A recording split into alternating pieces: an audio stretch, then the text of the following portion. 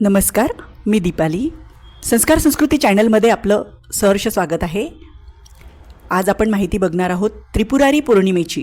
त्रिपुरारी पौर्णिमेचं महत्त्व काय, या तिथीला आपण काय करावं आणि याचं काय पुण्य मिळतं हे आज आपण या व्हिडिओमध्ये बघणार आहोत. त्रिपुरासूर नावाच्या राक्षसाने खडतर तप करून ब्रह्मदेवाकडून शत्रूंपासून भय राहणार नाही असा वर मागून घेतला आणि या वरामुळे उन्मत्त होऊन तो सर्व देवांना खूप त्रास द्यायला लागला. त्रिपुरासुराची 3 नगरे असून त्याला अभेद्य तट होता, त्यामुळे देवांनी त्याचा पराभव करता येईना.